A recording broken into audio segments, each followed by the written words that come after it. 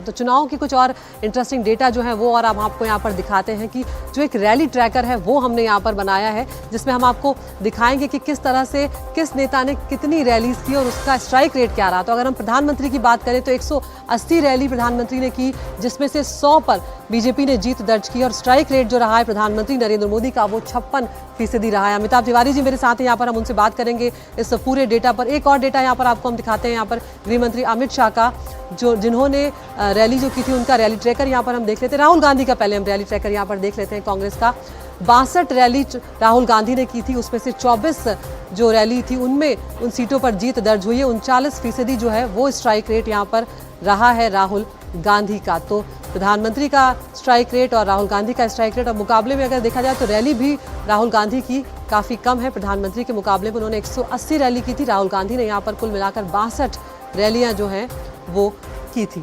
इसके अलावा और आपको एक रैली ट्रैकर दिखाते हैं हम गृह मंत्री अमित शाह का। 137 रैलियां गृह मंत्री अमित शाह ने की थी, जिसमें से 78 पर जीत दर्ज की है और 57% का जो स्ट्राइक रेट है वो यहाँ पर गृह मंत्री अमित शाह का है। अगर इस रैली ट्रैकर को हम देखें, 137 में से 78 जो सीटें हैं वहाँ पर जीत दर्ज हुई है, जहाँ जहाँ गृह मंत्री रैली करने पहुँचे थे।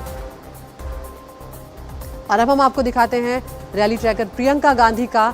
43 सीटों पर उन्होंने कुल रैलीज की थी, जिसमें से 21 सीटों पर जीत दर्ज हुई है। 49% प्रियंका गांधी का स्ट्राइक रेट रहा है और सबसे बड़ी कैंपिंग जो है वो तो अमेठी में उन्होंने की थी करीब 15 दिनों तक, जिसमें किशोरी लाल शर्मा जो एक बड़ी जीत यहाँ पर दर्ज हुई है स्मृति ईरानी के खिलाफ वो है। अमिताभ जी हमारे साथ हैं। अमिताभ जी, अगर प्रधानमंत्री का स्ट्राइक रेट देखें, यहाँ पर हमने जिस तरह से दिखाया 180 में से 100 सीटें जहाँ पर प्रधानमंत्री रैली करने पहुंचे थे, एक बड़ा इम्पैक्ट वहाँ पर उन्होंने दर्ज किया है। हालांकि ये शायद बीजेपी भी उम्मीद नहीं कर रही थी कि वो अपने दम पर बहुमत तक नहीं पहुंच पाएगी।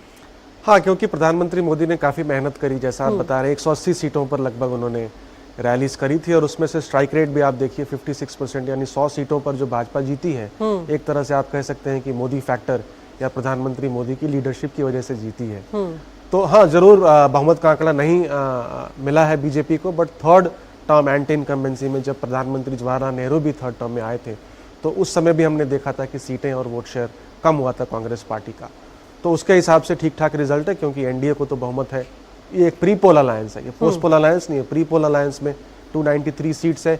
बीजेपी की टैली अभी भी कांग्रेस से 2.5 गुना है और बीजेपी की टैली इंडिया ब्लॉक से भी ज्यादा है। तो ये भी 2-3 आंकड़े हैं जो हमें समझनी पड़ेंगी। बिल्कुल, यहाँ पर ये बात भी हमें देखनी होगी कि इंडिया ब्लॉक की जो कुल सीटें हैं उससे भी ज़्यादा बीजेपी की अकेले की सीटें आई हैं। तो यहाँ पर बीजेपी तीसरी बार जब अब सत्ता में आ रही है अपने सहयोगियों के साथ, तो एक बार फिर से प्रधानमंत्री नरेंद्र मोदी यहाँ पर लग रहा है इस तरह से कि अपनी शपथ जो है वो लेने वो कुछ वक्त में जाएंगे। तो यहाँ पर अगर हम दूसरे नेता की बात करें, हम कांग्रेस पार्टी की बात करें, राहुल गांधी की बात करें अमिताभ जी, तो शायद जिस तरह के नंबर्स आए हैं वो अपने आप में वाकई में उनके लिए बहुत मोटिवेट करने वाले हैं, बहुत उत्साह बढ़ाने वाले हैं कि 62 पर उन्होंने 62 रैलियां की थी, जिसमें से 24 पर जीत दर्ज की। लेकिन शायद ये कहा जाएगा कि थोड़ी मेहनत अगर और कर लेते तो शायद इससे बेहतर नतीजे आ सकते थे। देखिए, कांग्रेस पार्टी का ओवरऑल स्ट्राइक रेट 30% है और राहुल गांधी ने जहां पे रैलीज करी है वहां 39% है। इसका मतलब जरूर है कि राहुल गांधी ने जहां जहां रैलीज करी वहां पर ज्यादा सीटें कांग्रेस पार्टी जीतने में कामयाब रही है। एक बात और है कि कंपैरिजन जब हम करते हैं नरेंद्र मोदी जी के साथ, तो इंडिया ब्लॉक में रीजनल पार्टीज का भी रोल बहुत ज्यादा था, जिसकी वजह से राहुल प्लस प्रियंका की रैलीज आप देखेंगे तो प्रधानमंत्री मोदी से कम रहे होंगे, क्योंकि क्षेत्रीय दलों ने वहां अपना अपना बागडोर संभाल रखा था। जैसे उद्धव ठाकरे ने महाराष्ट्र में और तेजस्वी यादव ने बिहार में, अखिलेश यादव ने यूपी में। बिल्कुल, और इस तरह के राज्यों में कांग्रेस जो है वो छोटे भाई की भूमिका में ही थी, क्योंकि बड़ी जो कमान है, जो ज़्यादा सीटों पर लड़े वो कांग्रेस पार्टी लड़ी। यहाँ पर अगर हम प्रियंका गांधी की भी बात करें तो उनका स्ट्राइक रेट राहुल गांधी से, अपने भाई से भी ज़्यादा हम देख रहे हैं। हालांकि रैलियों की संख्या आप अगर देखें तो राहुल गांधी के मुकाबले थोड़ी कम ज़रूर यहाँ पर हो सकती है, क्योंकि राहुल गांधी ने यहाँ पर 62 रैलियाँ की, जिसमें से 24 सीटों पर उन्होंने जीत दर्ज की। लेकिन अगर प्रियंका गांधी का हम स्ट्राइक रेट देखें तो 43 में से 21 सीटों पर उन्होंने दर्ज की है।